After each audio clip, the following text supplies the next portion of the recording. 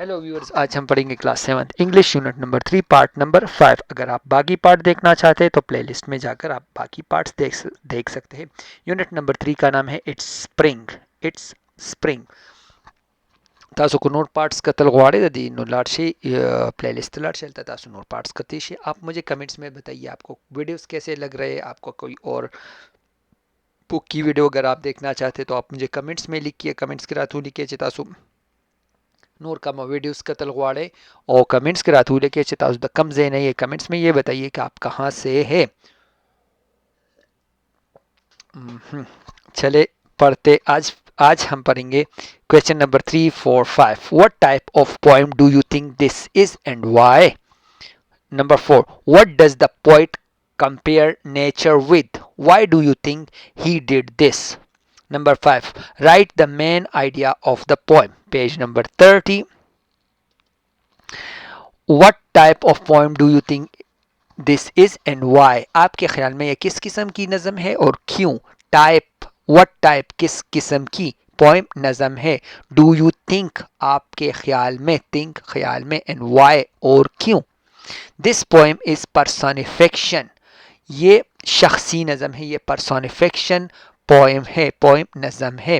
Because, क्योंकि it put human habits in non human object, क्योंकि ये पुट डालता है ह्यूमन हैबिट्स, इंसानी आदतें, इन नॉन ह्यूमन ऑब्जेक्ट्स, बेजान चीज़ों में, ये इंसानी आदतें बेजान चीज़ों में डालकर देखता है, तो इसलिए इसको पर्सोनिफिकेशन पोएम कहते हैं।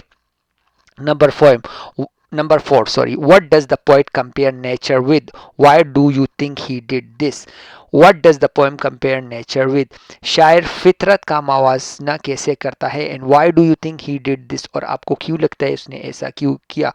What does the poet compare मवाजना करना, द योबल मुकाबला कॉल, नेचर कुदरत, द कुदरती चीज़ों, कुदरत वाली चीज़ें, विद के साथ। वाई डू यू थिंक, आप क्यों सोचते हैं, ही डिड दिस, उसने ऐसा किया। The poet compares nature with changing clothes, poet ने मवाजना किया है, ने मुकाबला किया है नेचर का, कुदरत का या बाग का, विथ चेंजिंग क्लॉथ्स, ऐसा लग रहा है कि जैसे चेंजिंग क्लॉथ्स, चेंजिंग बदलना, क्लॉथ्स कपड़े, जैसे कपड़े बदल रहा हो। सर्दियों के बाद जो जो बाहर का मौसम आता है ऐसा लगता है कि वो जैसे कपड़े बदल रहा है। सिंगचे मौसम बदली कि नुदा से कारी छे the whole nature, the whole दुनिया कपड़े बदली।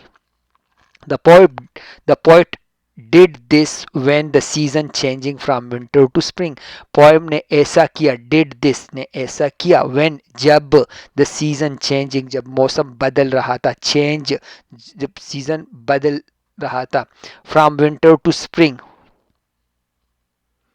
जब विंटर से सर्दियों से मौसम बहार में बदल रहा था। The look of everything got change, so हर चीज की शक्ल बदल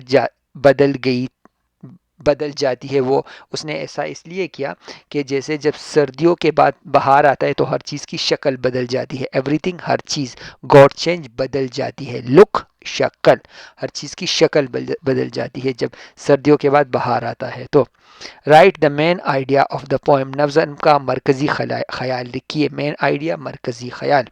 the main idea of the poem is, नज़म का मरकज़ी ख्याल है, टू शो द हैप्पीनेस, के दिखाए खुशी, हैप्पीनेस खुशी, शो दिखाना, विच स्प्रिंग ब्रिंग विद इट, जो के मौस जो के बाहर, ब्रिंग्स लाता है, विद इट अपने साथ।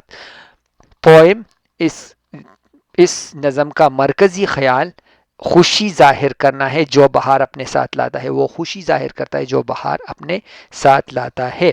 इस तरह ईरान में एक इसको कहते हैं नू बहार, नू बहार। यहाँ हमारे यहाँ भी बड़े फेस्टिवल होते हैं नू बहार के, वो फरवरी में नू बहार होता है, तो इसलिए होता है। ओके, इसके बाद पढ़ेंगे class 7 English unit number 3 part number 6 पढ़ेंगे। उसमें क्या है, उसमें बाकी जो 2 क्वेश्चन है, क्वेश्चन नंबर 6, 7 पेज नंबर 30 पर, वो इसके बाद पढ़ेंगे। आप सब मिलकर कमेंट्स में ज़रूर लिखिए आपको कैसा लग रहा है, और सब मिलकर कहेंगे ला इलाहा इल्लल्लाहु मुहम्मदुर रसूलुल्लाह सल्लल्लाहु अलैहि वसल्लम। अल्लाह पाक